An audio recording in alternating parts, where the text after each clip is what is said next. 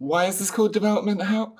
Well, my name's Deborah Richards and I'm an independent film director from Las Vegas, and this YouTube is a daily journey of my life in the film industry as I get ready to make my third feature film, Scissor Mouth.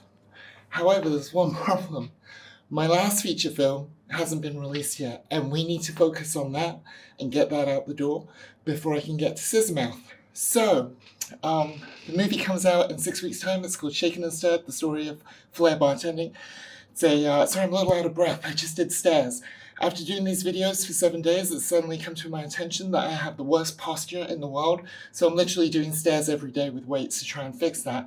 Not only that, we also have the red carpet premiere coming up on March 25th for Shaken and Stirred.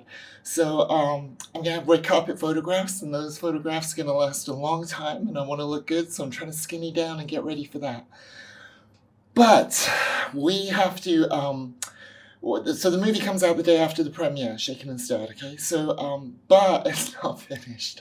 It's kind of finished, but I have to do the last final touches of color to the movie. Because you basically do the movie and then you render it out, you export it, whatever, and then you watch it, and then you have notes, and then you got to go back and do that again. And you kind of repeat the process until there are no longer any notes and you're really satisfied with the film. So that's literally what's going on. I think I'm on like the last pass of it. So yesterday I exported from Resolve individual stems of the movie, the audio. So the stems like just one channel of audio. So it's like one channel of all the dialogue, one channel of all the B-roll audio, one channel of all the sound effects audio, one channel of all the score, and one channel of all the sync or needle drops, if you want to call them. So there's 5 stems that I have to get to our composer, Roland, because he is going to do the final mix, and he's actually going to make 2 mixes, one for streaming and one for theatrical, because he tells me that the stereo spread and the mix for theatrical is going to be a little bit different. So I have to get him those stems, I have to get him some notes on the final cut, and then so he can work on that while I do the final touches of color. So that's what's going on today.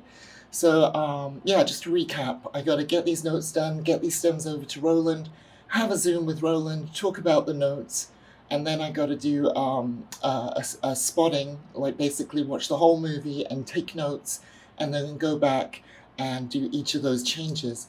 Now, when I watch the whole movie today, you won't be watching it with me because you guys can't see the movie yet. So I'll kind of pause the recording as I watch the whole movie, but I'm going to loop you in on the changes that I make so you can see me doing some color in real time and see what that looks like. So that's literally what we're doing today. Patrick's going to be over in a little bit, my business partner. He's working on some of the marketing assets. And just so you guys know, we're self-distributing this movie. And our last movie we did not, but this one it makes sense to self-distribute because we have a ready-made grassroots audience of bartenders all around the world who are super excited to see this movie.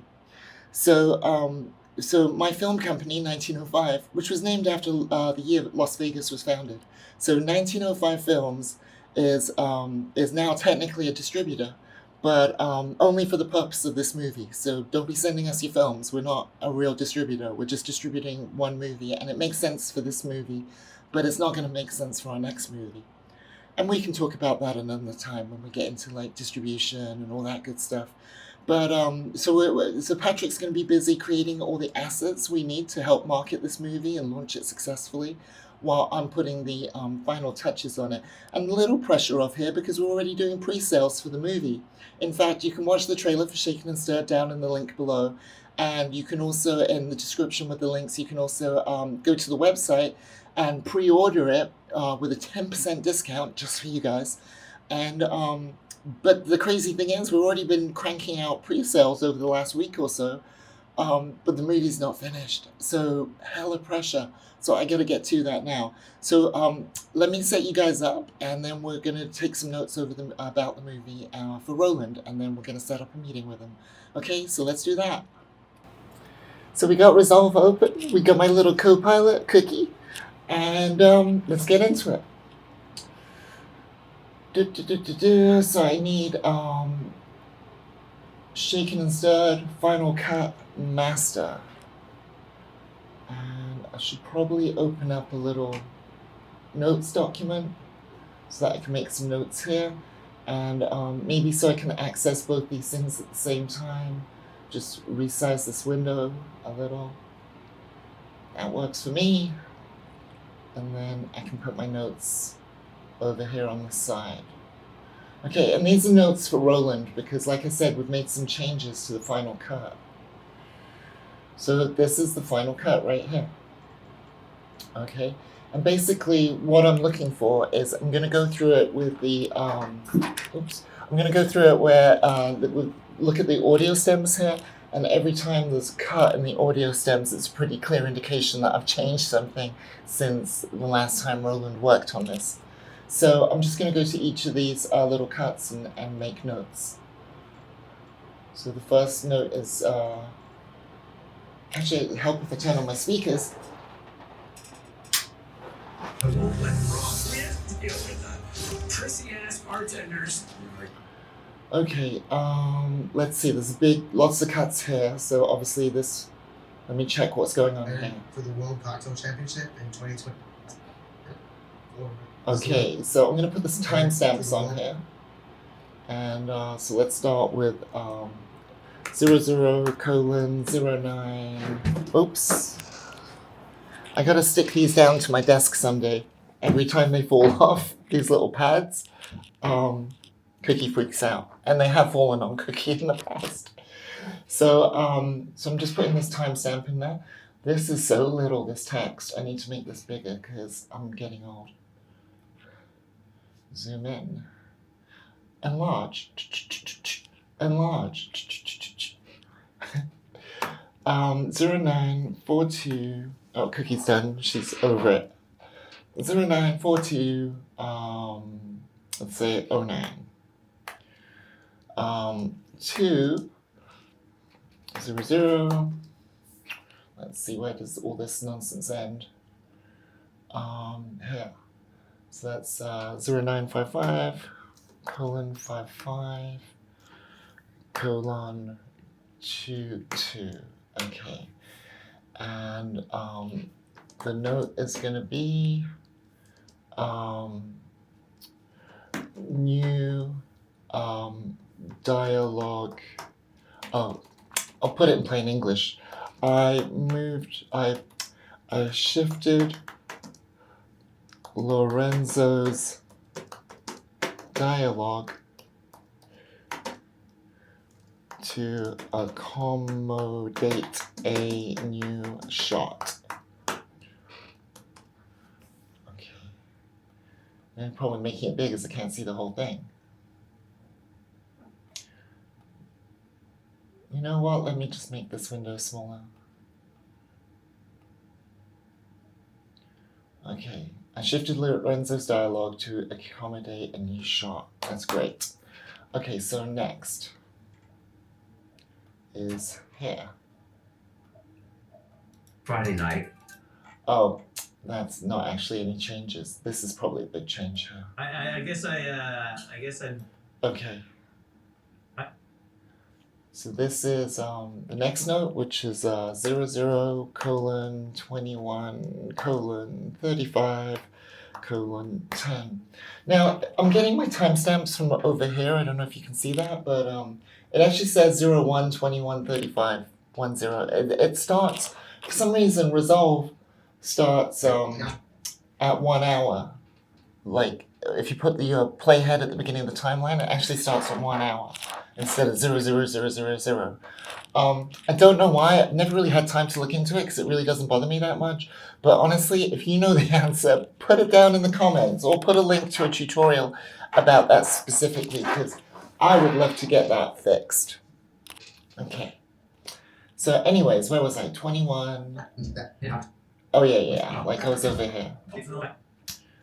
So 21, 35, 10 to about here. And that's 00, 21, 41, 12. Okay, so the note here is I took Dean's missing audio from the I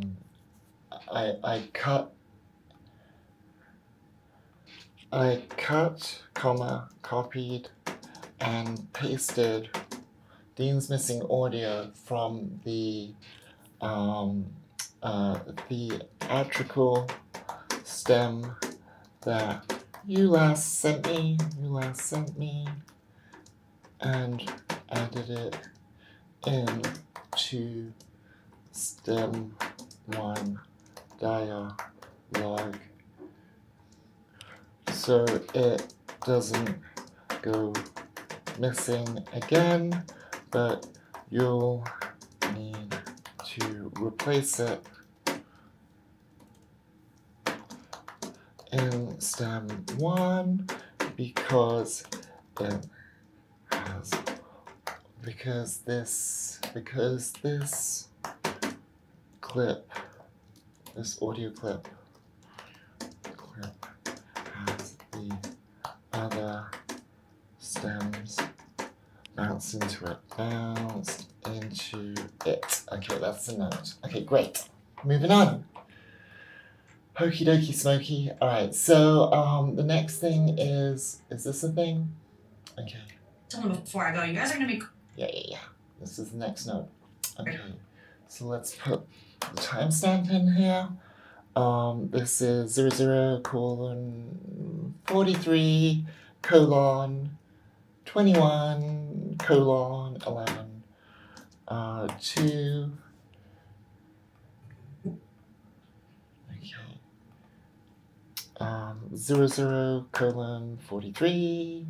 43:26:20. And the note here is I actually put in a new shot here. I told him before I go, you guys are gonna be cold. This shot's a new shot. The stuff this guy can do behind that little bar, you guys are in for a treat. So I added that new shot, but because I added it, I had to copy and paste some of the sound design. So the little, when he catches stuff. In fact, I can solo that and we can hear that.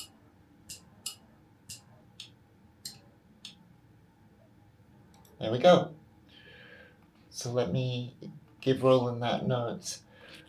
I copied, there's a new shot here of Colby flipping bottles. So I cut, copied, and pasted some of your sound design, some of your SFX, your sound effects, SFX, to create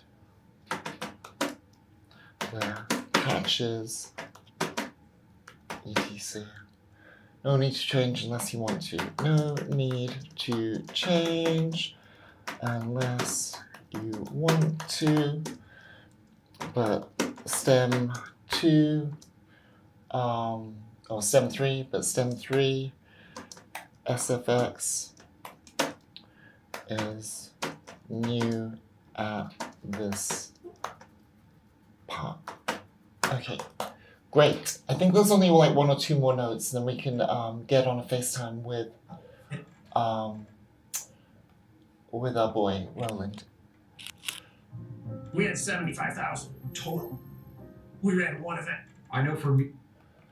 Okay, so this is 01:00:24:13 to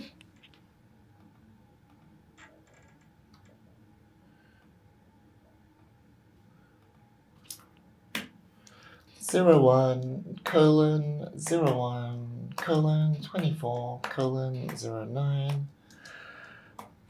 This is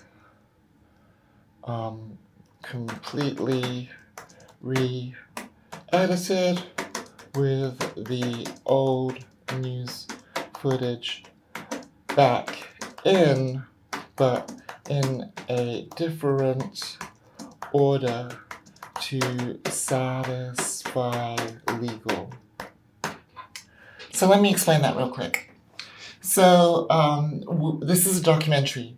So under a law called fair use, we are allowed to use clips of other people's work or news items or photographs or anything relevant to illustrate our point.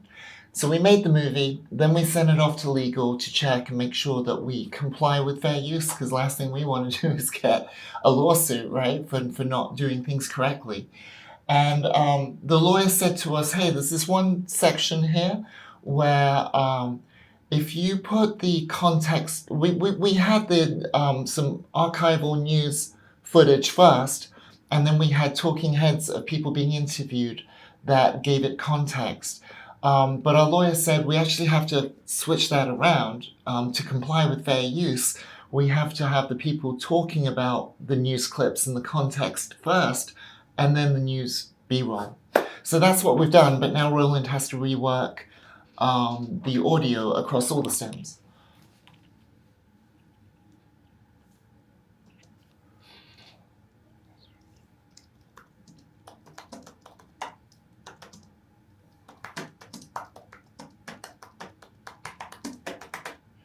Okay, that might be the last note. Let me check. And for Davigo. That is it. Just 4 notes. It's fantastic. Okay, let's save this. We're gonna save that. Save. I'm gonna pick a place for it. I have on my desktop a folder called Stems with everything ready to send to Roland. And we'll just call this Notes. Excellent. Okay, so I'm going to save this.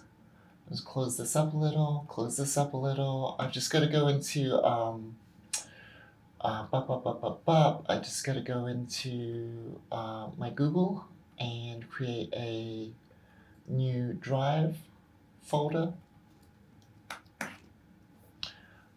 SAS Audio. Here's a folder we already have. Final Stem Masters. Oh boy. Okay, so let's create a new folder and we'll call that January 2025. And we can put these old ones in here. Move. Okay, and now we can create some new folders. So we're going to create Ascend, which is where we're going to put Roland stuff, and then we're going to create 2 returns. Return for streaming, because it's going to be a different mix for streaming that he's going to send back to us. And we're going to create another folder, return theatrical.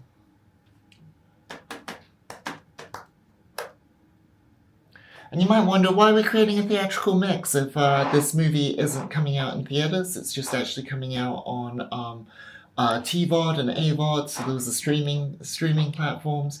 Well, we still need a theatrical mix for its festival run, and also, most importantly, the premiere, which is in like 5 or 6 weeks, and time is running out, so we gotta get this done. Okay, so in the send box, I'm gonna put all of the STEM stuff. This includes, I made a really little version of the movie as well. Let's see how little. I made a little SD version of the movie so that he can use this for reference. And that is little. Not super little, but little. Smaller than 720. Okay, so now I'm going to put all this stuff in here. And it's going to spend some time uploading, which is great because now let's see, I wish there was it says 12 minutes left. I wish there was an estimation of how long it takes to upload. And it says 8 minutes here, but I never trust those things. You ever do something where you're uploading or trying to install some software and it says it's going to take this long? Lies. It always lies. See, it's saying 2 minutes left now. See, I can't trust it. I think that might be on the individual file though. So the problem is the small cut of the movie is going to take a long time to upload, maybe 10 minutes or whatever. So I'm gonna make some coffee and then we'll see if it's done. Okay guys, I got my coffee, we're back. Let me check my mic's on, yeah. I got my coffee and we're back. So, let's launch this Zoom, and we got a meeting coming up with Roland Cagwin, our composer and audio wizard, and this meeting is coming up in a couple of minutes. So I'm just gonna get everything ready for that. I'm gonna launch my Zoom. As you can see, I got it all programmed on my Stream Deck, so I just press the button. And so I need to get these stems to him so he can be working on that while I finish the last touches of color. And then hopefully we'll be finished at the same time and it'll all come together. And then I can concentrate on making a DCP for the theaters. DCP is a digital cinema projection file. It's what digital projectors use to project your movie. So I have to make a DCP once the movie is all done. But first I gotta get the movie done. Okay, so here we are with our Zoom. We're just waiting for Roland. He'll be about 4 minutes.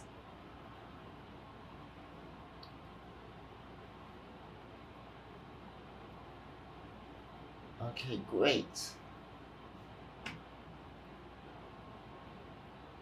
This is great. I got the movie here. I got my notes over here that are very small. Maybe I should put my glasses on. Getting old. Sucks. That's much better. If they were clean. So guys, if you are liking this long form content of what it's like to be an independent film director, filmmaker, producer, writer, editor, VFX artist, colorist, then please subscribe, like, comment, and pray for my soul, because I feel like I sold my soul to do this YouTube. As I've said before, I'm not very comfortable with being on camera. Actually, it's not that I'm not comfortable with being on camera, it's I'm not comfortable with watching myself afterwards. And so that is why these long form videos have like very, very little editing. It's just super raw and it's just literally my daily grind. So, but if you like this, please like, subscribe, comment. Really helps me out. I'm posting videos every single day, so you can get this glimpse. We got about 5-6 weeks till the premiere of Shaken and Stirred, and then once that is out the door and successfully launched, then I can get back into the development of Scissormouth.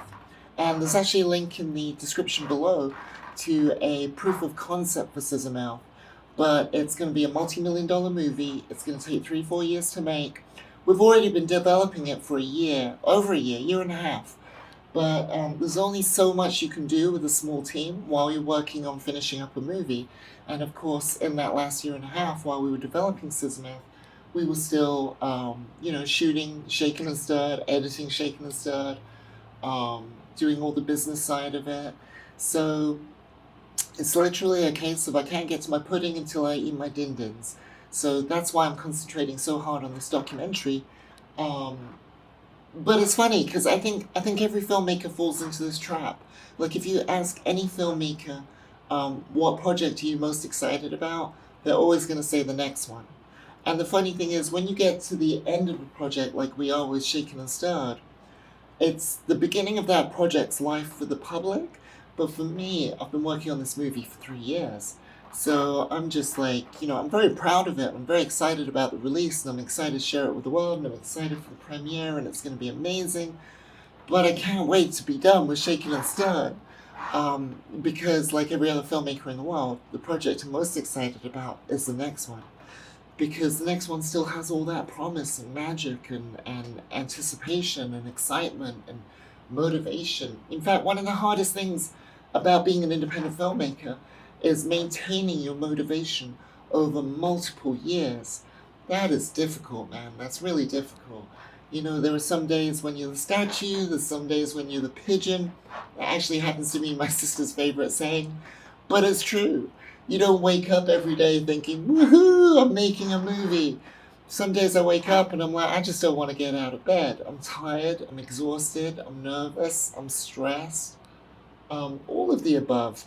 and that's the reason why I even started this channel, is that I could have like some way of talking through all this, because honestly I have some very I have some people that I love in my life, obviously, but for the most part I'm a bit of a loner, and so I don't necessarily have like that support group of friendship of people that I can call up and say, hey, I'm going through it today. So you guys are my support group. So thank you for being here.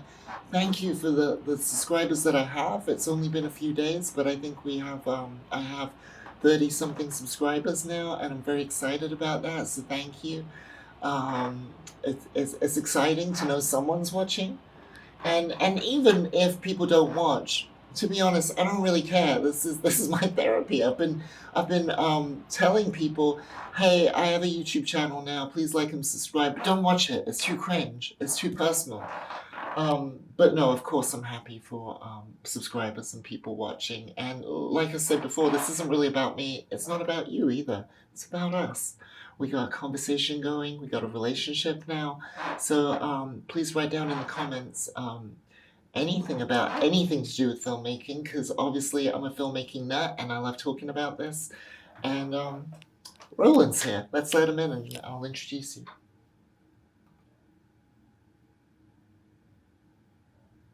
Hey, handsome.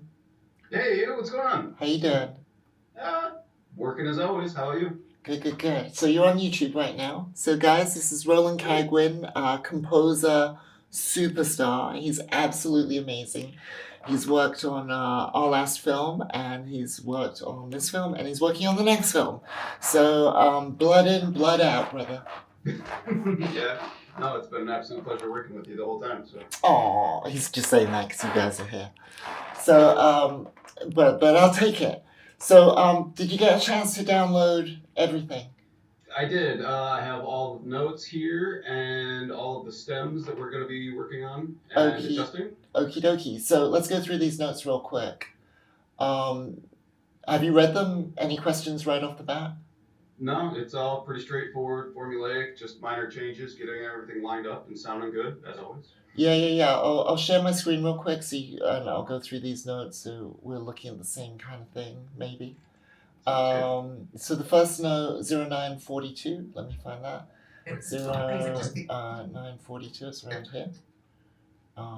Maybe it's a little bigger, spin in a bit. Okay, so I think... Practice that we put in. I think it was this shot that I actually shifted a little. And so I had to cut up the audio to represent that, and you can kind of see it there. How because I think what happened before was I don't remember what happened before, but it doesn't really matter. I shifted this shot, and so the audio shifted. Okay. Yeah. Just a realignment should be pretty easy.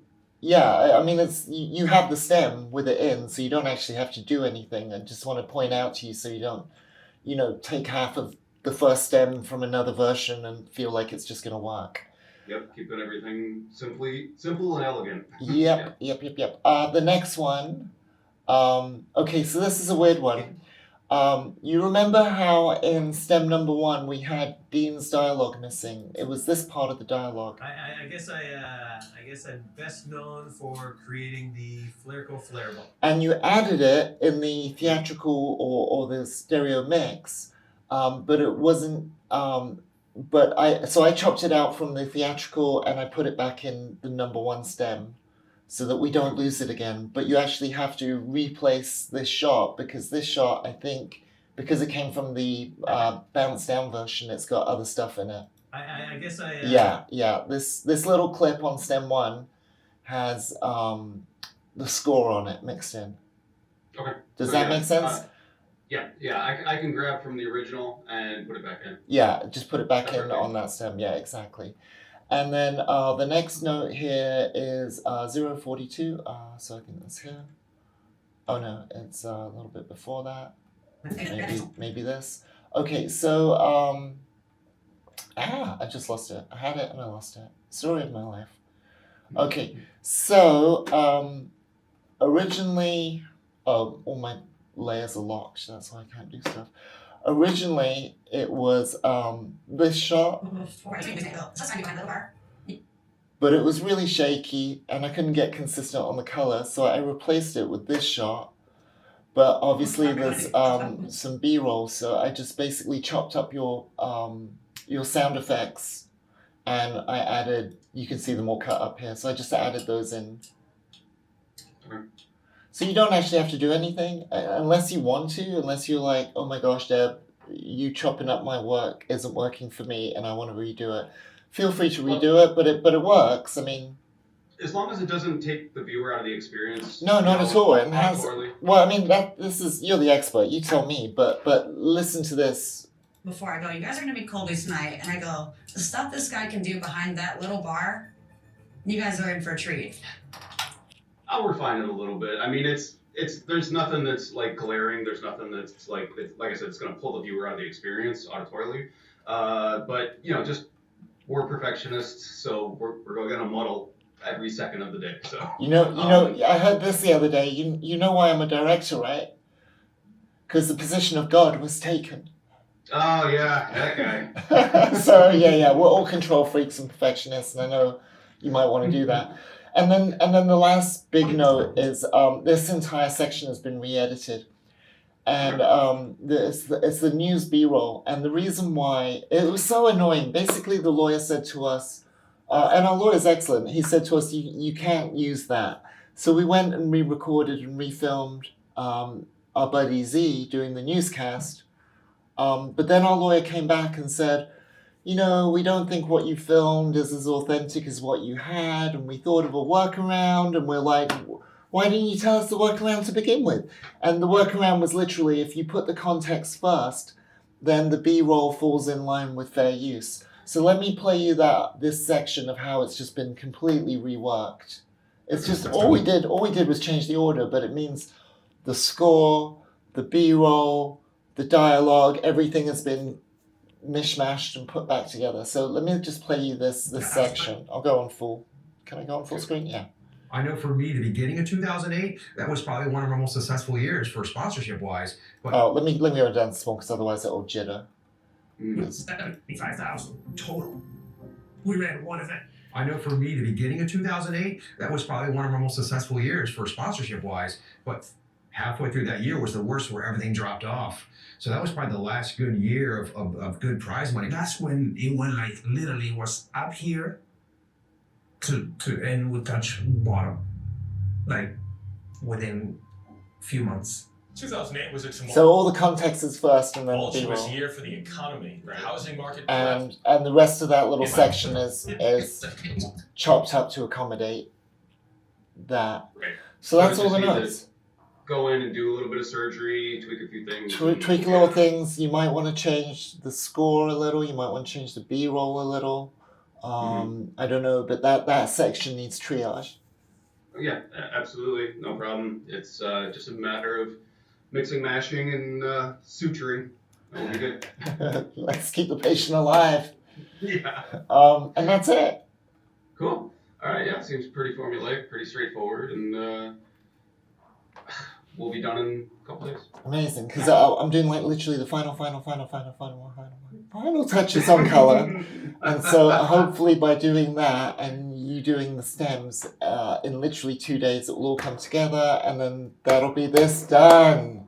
Yes, and we'll be one more in the books. So what we need is I need the 5 stems back in the returns, but I also need the theatrical mix and the streaming mix.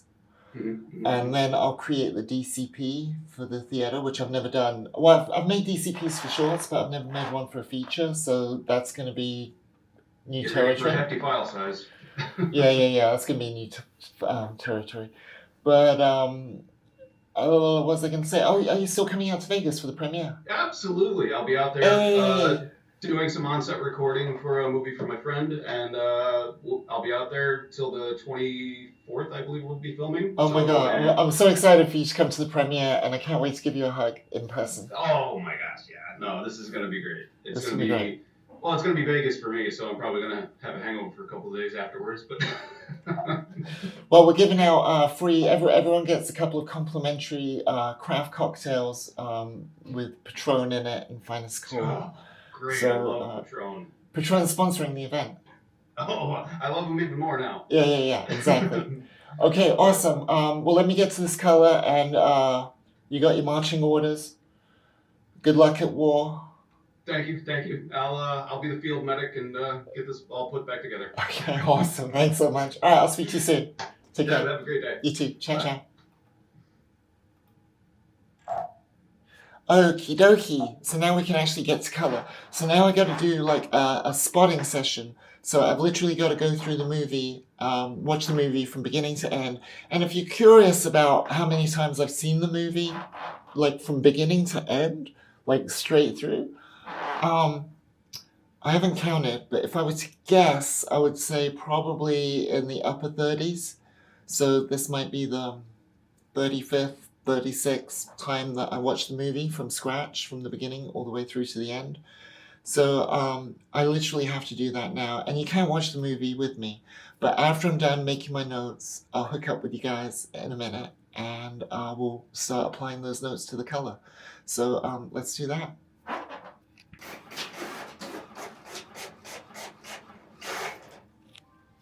So guys, Patrick just got here and he's doing his daily little ritual with Cookie where they hug and play for 5 minutes. But I remembered before I can do the spotting session on the color, I actually have to black out this room. So I'm going to grab some black backdrops, or as I call them, black drops. And I'm going to black out the room. Okie dokie, let's get these black drops out. Got my little step ladder, got my clippies. Now let's look at some of these backdrops, black drops. Does anyone else call them black drops? These aren't duvetine, these are just, duvetine's like really thick black drops that a lot of production studios use, but they're very expensive. They're really thick, they're really great quality, and they're quite expensive. So here at Ghetto Filmmaking World, we use just black sheets or fabric. I just went to Walmart and had them, run off some and chop them for me. Okie dokie.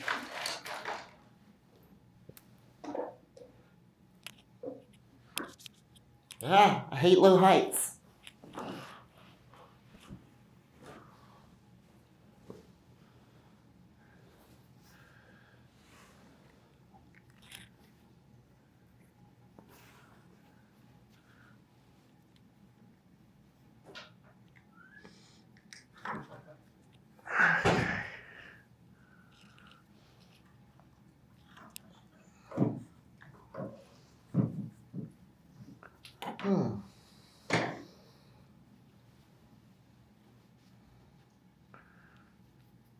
Okie dokie. Alright, that's number one.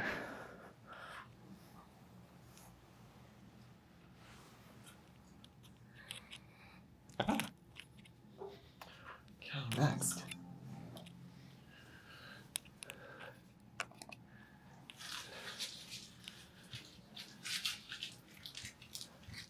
So how you doing today, Pat?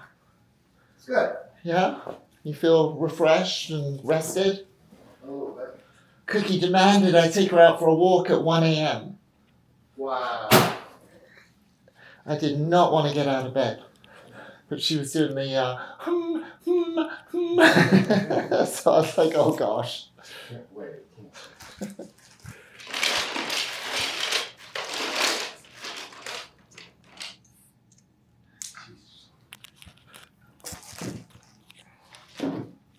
Oh, I did the stairs this morning with the weights. That's That's 3 great. days in a row. Yeah, you feel better? I do. I feel like my posture is a little better.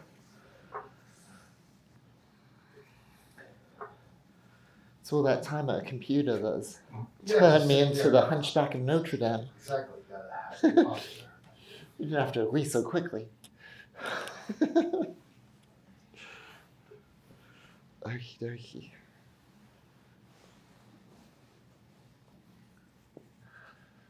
Alrighty, let's get this one up. Okay, it's looking good. Ah!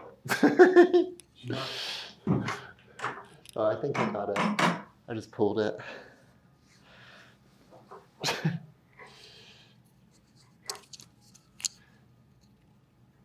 Oh, this is the tough one because I gotta get it all the way down there. Okay, I think I got it. Okay. Hopefully that wasn't too traumatic for you guys, because it's a little traumatic for me. I nearly fell.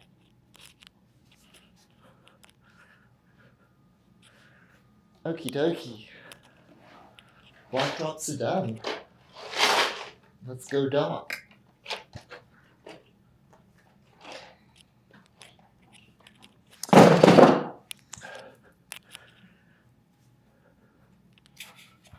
Hey, just before we get to color, something really exciting. Every Sunday we do giveaways to the 1905 Film Insiders. So if you want to be on that list, sign up at 1905films.com, sign up for our email list, and we give away stuff every Sunday.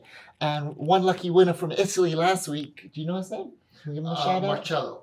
Marcello won this amazing Shaken and Stirred t-shirt featuring the movie poster and 19-time world champion Christian Delpeche. And this is literally the first time I'm ever seeing this t-shirt. It looks so cool. Yeah, it looks cool. I want one, yeah. I should get one for myself. All of a sudden, I want one. We'll have Christian's face everywhere. We'll be dripping in 1905 swag. Love it. So let's see what the upcharge is because of Trump's tariffs. Oh my gosh. Okay, look, this channel is never ever going to get political. But we do want to say that we are victims of the political system, and let me explain how. So we made these postcards that we sent out to our affiliates and stars of the movie. And one of our stars is Tom Dyer, who's involved with a bunch of bartending schools around Europe. The European Bartending School in Milan. Two-time Roadhouse champ. He's the two-time Roadhouse champion FLAIR bartender, and he's involved with bartending schools in Milan, Cape Town, London, Paris. So we wanted to send him all his postcards, and we wanted to send those postcards to those bartending schools. And when Patrick got to mail them at the post office, we were told that Italy is not accepting any paper products from America as retaliation for political nonsense. And I think it was Portugal and France, right, Patrick? Yeah. Portugal and France wanted to add an additional surcharge of $400 and something just to send a stack of postcards. So we ended up working around the system and sending everything to my sister in England, and she then sent them on from there. So, and now we might have to do the same with this t-shirt to, what was his name? Marcello. So we might have to do that with the t-shirt. Crazy, right? You'd never think independent filmmaking could be at the whims of a political global shit show. So anyways, we're going to black out the room, and I'm going to do a spotting session. And then after that, I'll walk through with you all the shots that we need to color and do final touches with.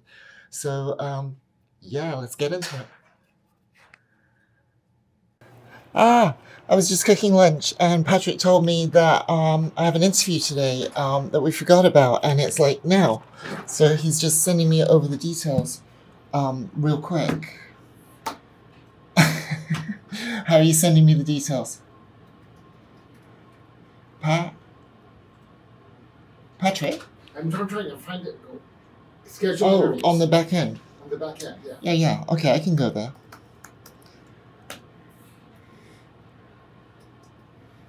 Okay. Oh shoot, it's where are we? Back facing. Oh, I'm on the wrong website. 1905.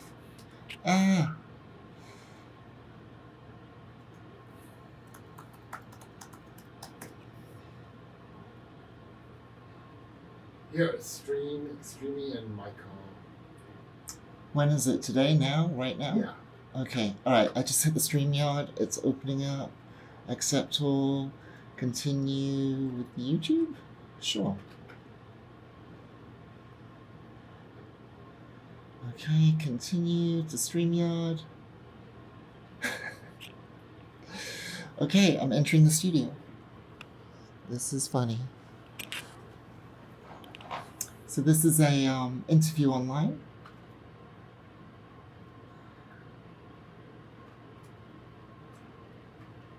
Okay, I'm on.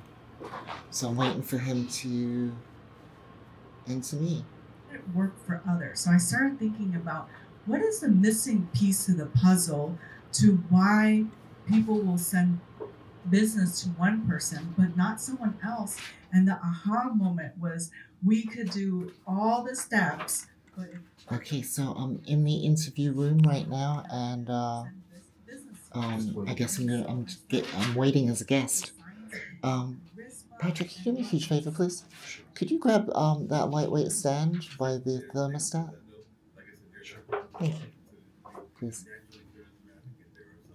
In the political realm that are having that kind of charm. I mean, some people would say that, and I would argue that they're probably right, that both in some way Barack Obama and the current president have that natural charisma, and sometimes it can be good for them, sometimes it can be bad for them. So, Okay, so it looks like I'm like 6 minutes late for the interview, so let me just set this up so you guys can see what I'm saying. that is Vanessa Van Edwards. She came up with this formula, and charisma is a perfect balance between someone who's competent and warm.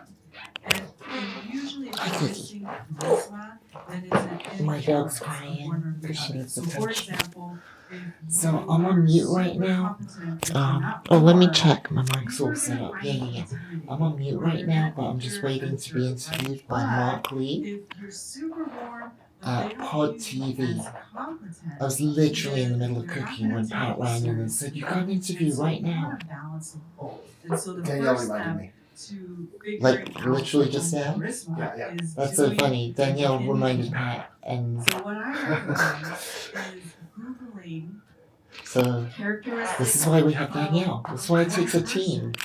and then Googling And characteristics I've done a of lot someone who of is interviews over competent, the and years. then So do a checklist. You know, I don't take wake people up off thinking, this "Ooh, I've got an strategy interview as today." That's the helpful, last thing on my builder, mind. you know, smart, trustworthy, and then you can figure out if you need to work Okay, on it being says more, here, you're if you need backstage. to work on Only being the host appearing more can see you. The host may add you at any time. Be ready. I'm ready. Oh, Mark, I think you're muted. that was not going to be good and everything. you know what? We should bring some more light into the room real quick. I'm being could you open up these curtains, please? These ones. Curious, Because that'll be helpful. I've had Deborah on before, and I'm going to bring her on shortly. She's written a movie about FLAIR bartending and been involved in the Hollywood industry for a number of years, and all along those lines, where there's this notion of the fear of rejection. I know that, like I said, whether it has been job opportunities or relationship opportunities, I'll probably not pursue some of those situations for exactly that reason, the fear of rejection and the fear of not being confident enough or being confident enough, I should say, as well. So what did you say in your book to try to get people past that very common fear? And I think it is a common fear that is probably prevalent in our society.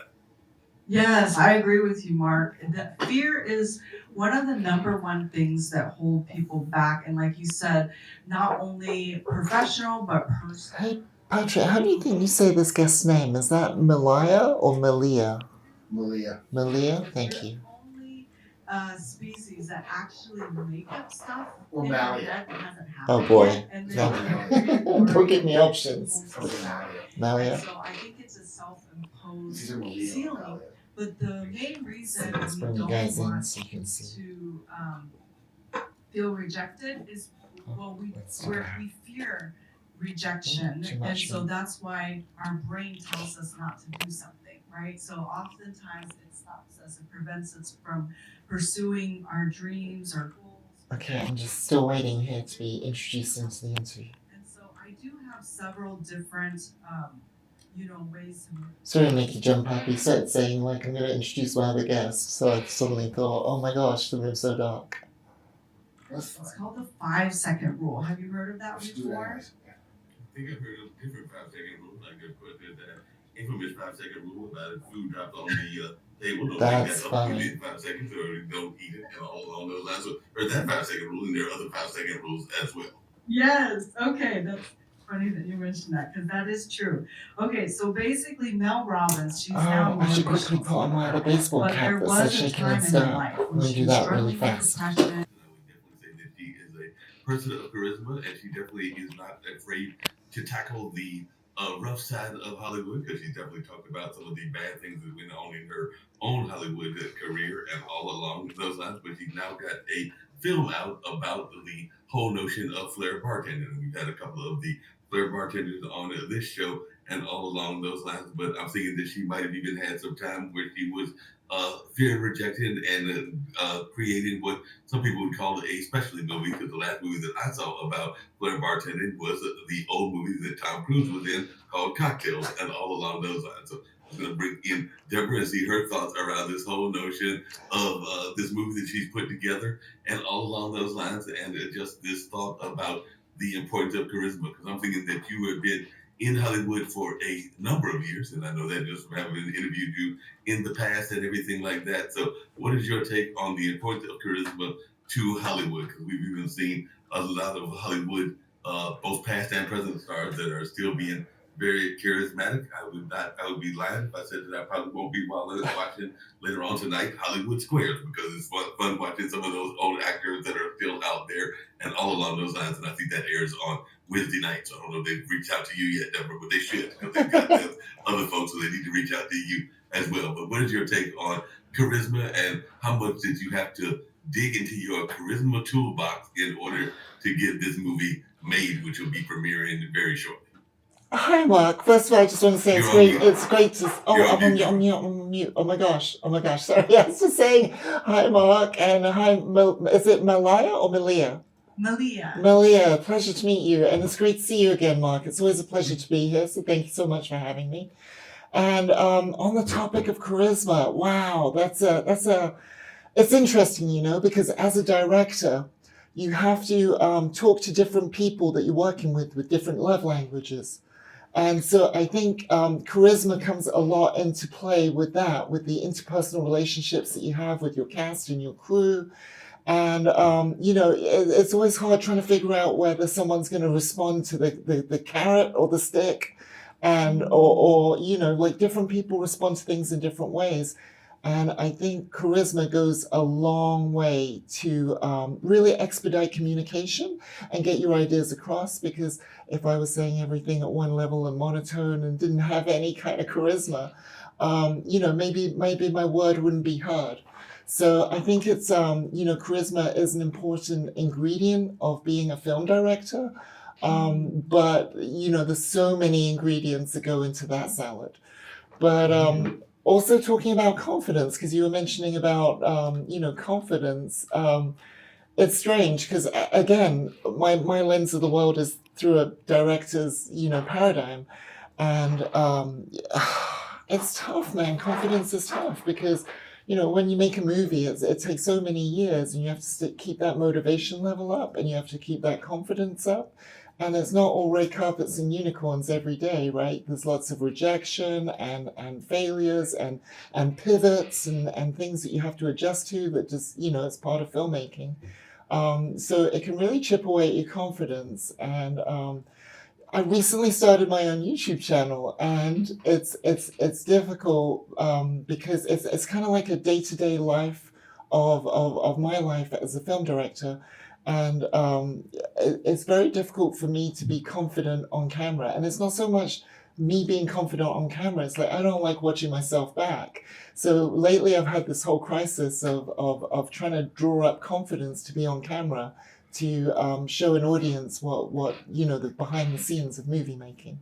But that's my take on charisma and confidence right off the No, that bat. makes a lot of sense. And this is for both of you. And then we'll bring in Lincoln Solar as well very shortly. We might have another guest who will come up shortly also. I'll see if they drop. I think they were going to show up closer to 4:30 or 4:45 and everything. But I was just wondering, because I've always heard this notion that a lot of us are, particularly in the entertainment world, are introvert, extrovert. So we actually have the quality of both of those and everything like that. So I just wondered to both of you, your take on that and everything like that, because I'm definitely thinking that a lot of us are probably not wanting to be put in one box or the other, and we probably have qualities of both and everything. And I do know that that's very common in the entertainment space. So I'd love to hear your thoughts around that, Malia, but also yours as well, Deborah. Yeah, so I totally agree with you.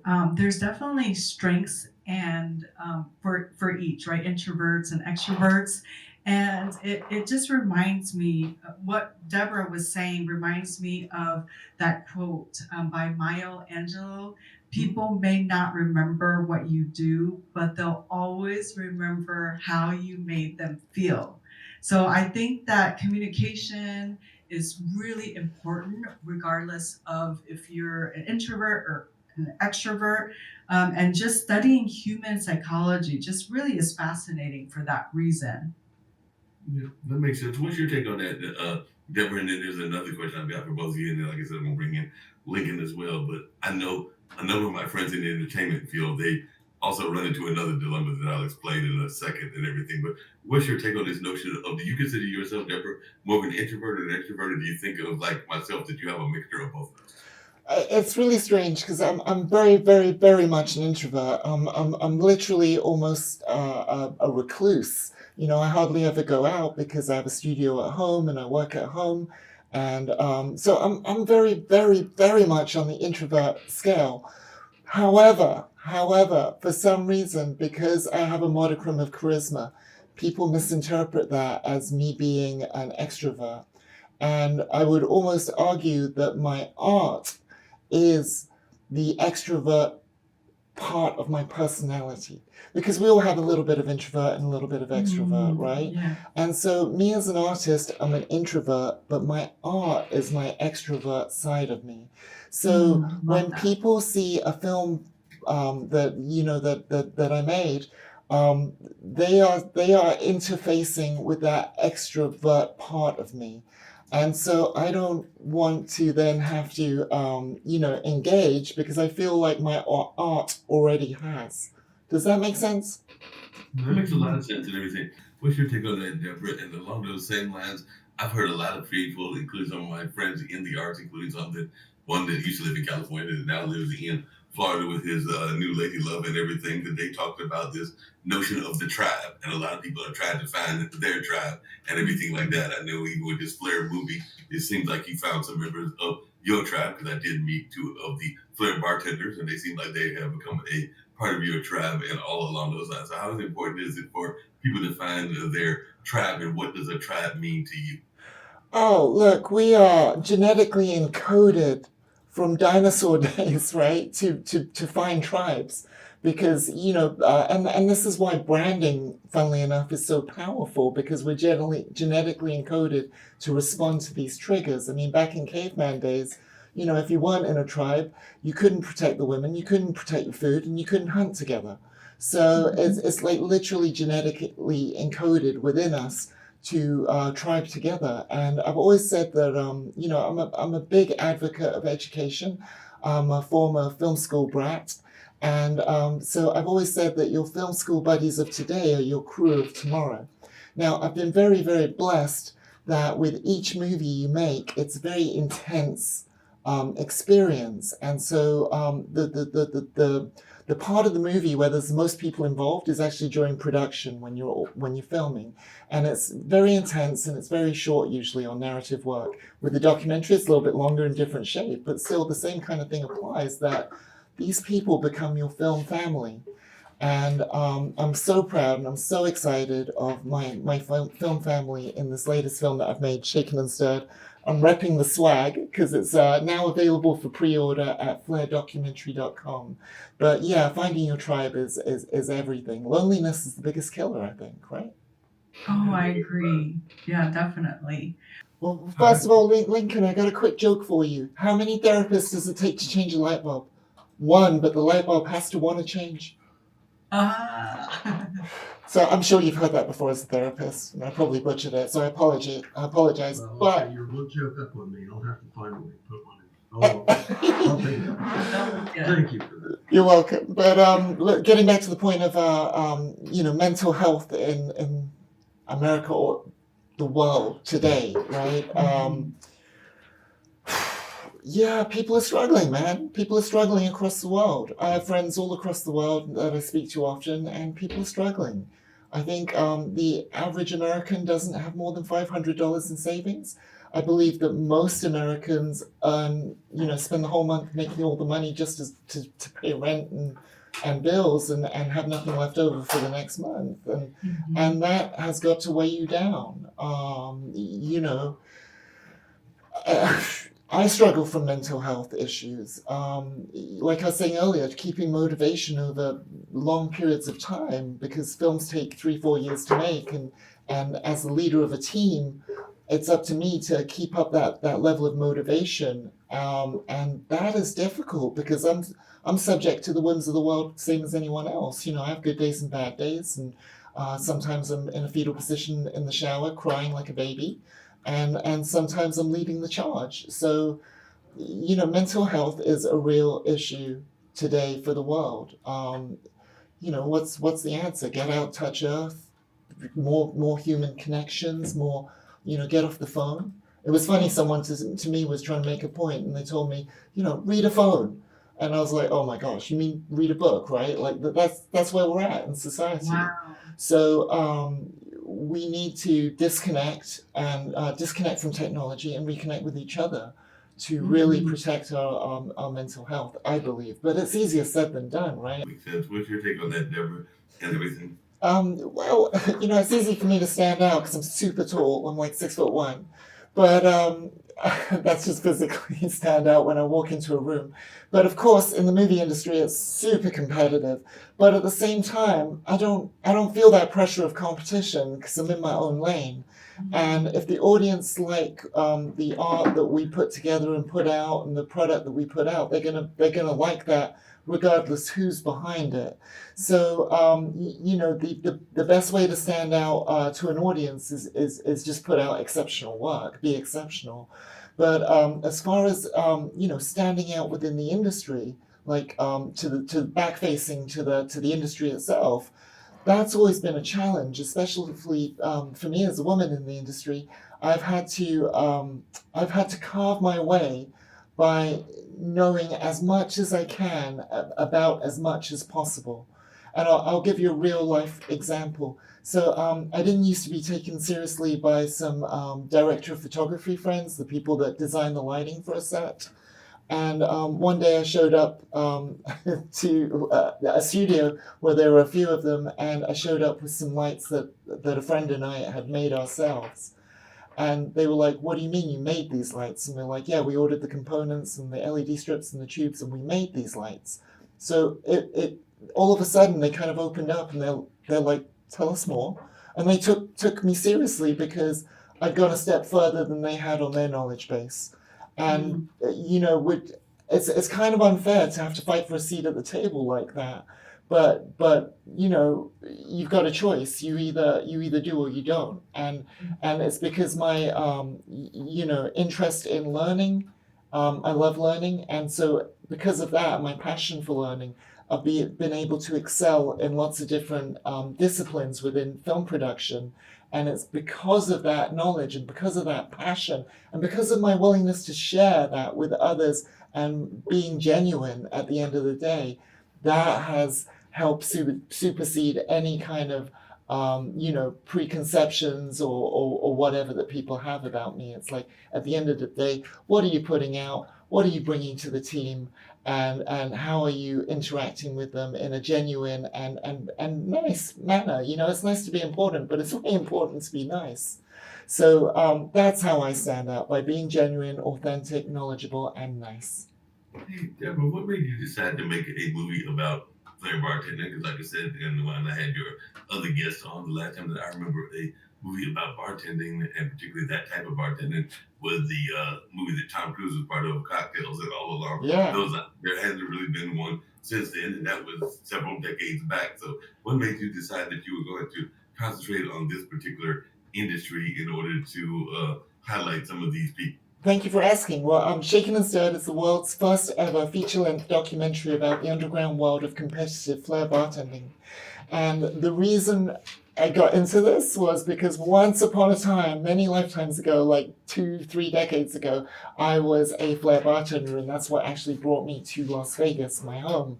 And about 3 years ago, I was doing a podcast interview like this with two friends who were still legends in the industry, Rob Husted and Dean Sunils.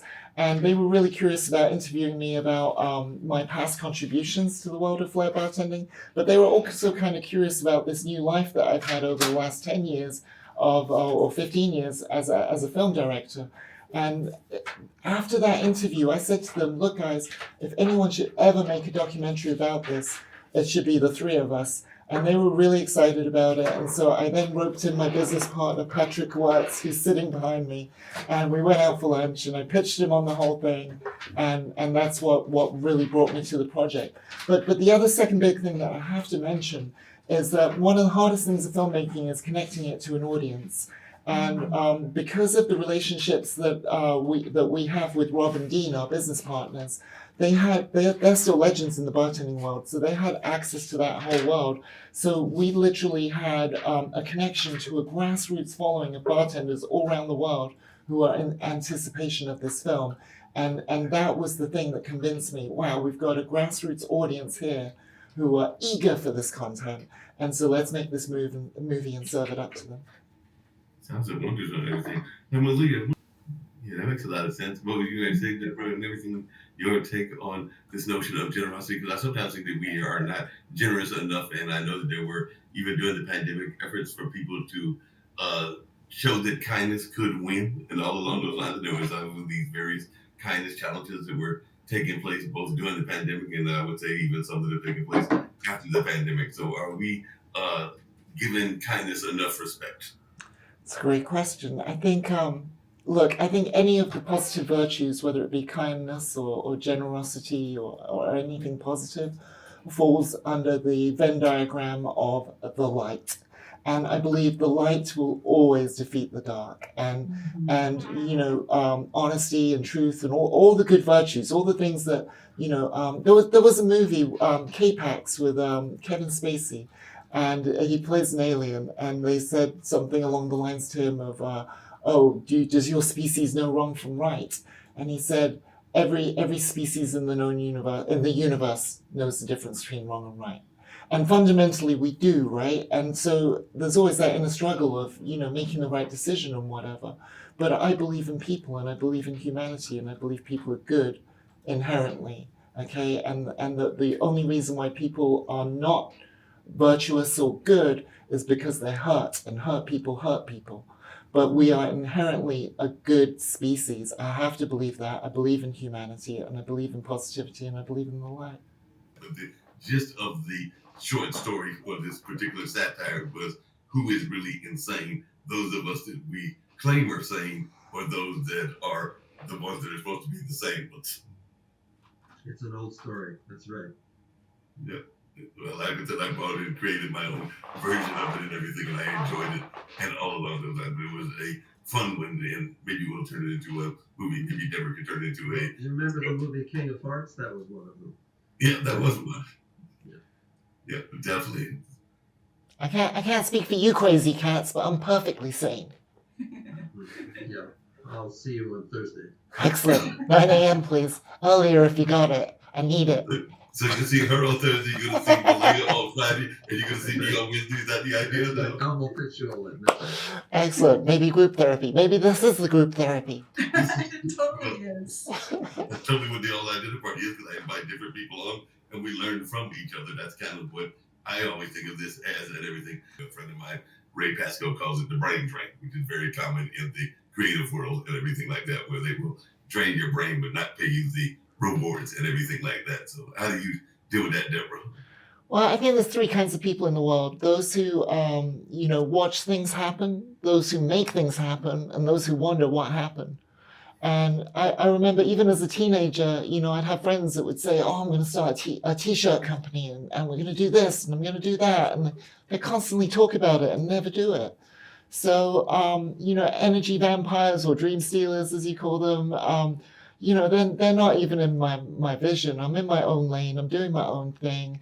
I heard someone say the other day that you shouldn't listen to, unless you're going to a teacher or a professional, you shouldn't really listen to advice unless that person has a financial interest in your success. So a lot of people will give me their opinion and stuff. And around here we have three kinds of notes, right? Notes that I agree with, notes that I don't agree with, and notes that so many people have said the same thing that I'm left with no choice but to agree with. And everything else can, just go out the window because you got to plot a course and go for it, and you can't let people in the periphery drag you down with their nonsense. Yeah, that makes a lot of sense and everything. I want to go out with Kendu Spice, but I'll start with Malia. But if everybody got any last minute thoughts that they want to share before I play Kendu Spice and get us on out of here? This has been a great conversation. I look forward to having all of you back on some future editions of this show or some other shows. This is Deborah that knows. I will definitely invite you back. I think this is back her third time being on one of these shows and all along those lines. But always good to have these great conversations. So Malia and Lincoln, y'all are definitely invited back as well. So, Malia, any final thoughts before I get ready to play this Kendu Spice, which is a woman that actually did a natural supplement dedicated to her father and all along those lines. So, any last minute thoughts, Malia? I just want to say I really enjoyed this conversation and I learned a lot from all of you. So I'm grateful for this time and I appreciate you inviting me onto your show. Glad to do it. Hopefully we'll see you back in the near future. Deborah, any last minute thoughts that you want to share before I get to Lincoln? Likewise, I just want to echo that sentiment. Thank you, Mark, for holding space for us. And this has been a really lovely conversation and a deep dive into our psyches. And I'm now going to cry in a fetal position at the base of my shower, sucking my thumb. And then you can call Lincoln afterwards. Lincoln, any last minute thoughts, and then I'll play this spot from Kendu Spices. Well, I don't know, you put me on the spot. I guess say, I think it's everybody's obligation to change the world. I think it's your obligation. If we're all Jesus Christ, then that's where we look forward to, and I think we can do it. So don't shirk. Be courageous. Can I just add something really quick to that? Like my sister and I were talking the other day, and we were talking about all the problems in the world and all the stuff that's aggravating us. And she said to me, "Why are we talking about this if we're like little ants on the back of the dog? Why if we can't change the world, why are we talking about this?" And I said to her, "We're talking about this so the world doesn't change us." Very good. Yeah, powerful statement. On that note, we're going to go out with Kendu Spices and maybe one about a organization that is helping women that have been through abuse and everything, that being Natasha House and all along those lines. That's in Virginia. But we're going to get on out of here, and I thoroughly enjoyed having all of y'all, and I will see y'all back on another online dinner party in the not too distant future. But great conversation, and I look forward to seeing all of you back on future shows, as well as being at another edition of the online dinner party on next Wednesday, which will be the 26th. But right now, we're going to get on out of here and have these particular commercials, and we'll catch you later on. You know how people love to enjoy food and don't. Okay, that was a long interview, and I'm so hungry because I was in the middle of cooking. How did that go? It went really well. Yeah? It went really well. That was fun. That was so many interviews, same Yeah, questions, same. What was the most challenging part of the movie? What inspired you to make the movie? What do you want people to know about the movie? Blah, blah, blah. But this one was like, I've been on that show like maybe 3 times over the last 5 years. And Mark, as an interviewer, has really, really, really got better and better and better. And that show is quite entertaining. I don't know if it was entertaining for you guys, but it was certainly entertaining for me as a guest. But now I got to get back to the kitchen and finish lunch because it's already like 3 p.m. I'm doing a terrible job of getting color done. I'm only halfway through spotting the movie, but I'm starving, so I'm going to go eat right now. Hey guys, so I just had lunch and just got done with that interview, and now we're going to get back to spotting the color on this final cut of the movie. And I'm a little bit worried because I'm halfway through it, and I already have, I thought I had like 4 things to change or 5 things to change, but I can already see like maybe 35 things on my list, on my spotting list. So I don't even know if I'm going to get to color today now. I think this is going to be a tomorrow job, but I'm going to have to spot it all right now and make all the notes and then do it tomorrow when my eyes are fresh, first thing in the morning, because this is a lot of notes. So let's get into it. I'm going to watch the film. Is it only for color? Yeah. Well, a couple things. Because I can add, because the one thing is that Quest for the Best should be 1991. Yeah, when I get to that, I'll put a note on the timestamp and I'll put like speak to Pat, like I did with another one of the ones. And we got another thing wrong on it as well, which I'll point out later. The what floor the Voodoo Lounge was on the Rio. Because it says on the title card, it says on the 52nd floor. And then 2 seconds later, Ken Hall goes, Voodoo Lounge was on the 51st floor. Just say top floor. Sure. I would say top, because it was. Yeah, I actually, to be honest, I think it's actually 2 floors because I think the bar and club is on the top floor and the floor underneath is the restaurant. The restaurant, yeah. Yeah. Yeah, but we care about the bar and club. We care about the bar and club. That's where that's where the action is. That's where the patio overlooking the strip is. Yeah, that's where the FLAIR bartenders were. So, And there was hundreds, if not thousands, of people in the audience. oh, you guys can't watch this because this is the movie, so I'm going to turn you off and we're going to catch up in a minute.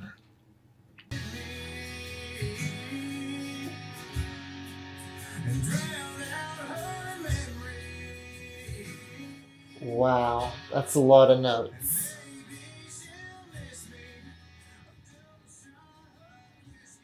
Pre-order now.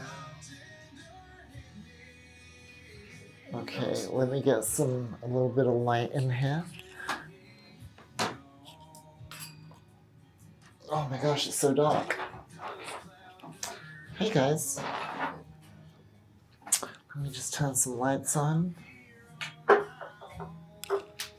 So I just finished spotting the movie, which took a really long time because honestly I thought I was going to have maybe like 5 notes. And what I've ended up with is, Patrick, have a look at how many notes I got here. Look at this. Well, you know, the more you look at it, the more little details you're going to find. That's true. So, so it's already 4:41 because between that really long interview earlier that I wasn't expecting and, you know, cooking lunch and spotting this, and I had to do some other little admin things as well. I don't know how much of this I'm going to even get started today. So this is going to be a 2-parter. So tomorrow is going to be the day that I really get into color because I kind of want to show you guys the color process. But this is why this YouTube is called Development Hell, because you have plans for a day and then things go sideways and you get sidetracked and you know, you do your best and do as much as you can, but movie making is messy and organic. So yeah, I'm gonna kind of let these notes percolate overnight, and I think I want to hit them in the morning. My eyes work best early in the morning when I'm fresh. That's when I feel like my eyes are the most accurate.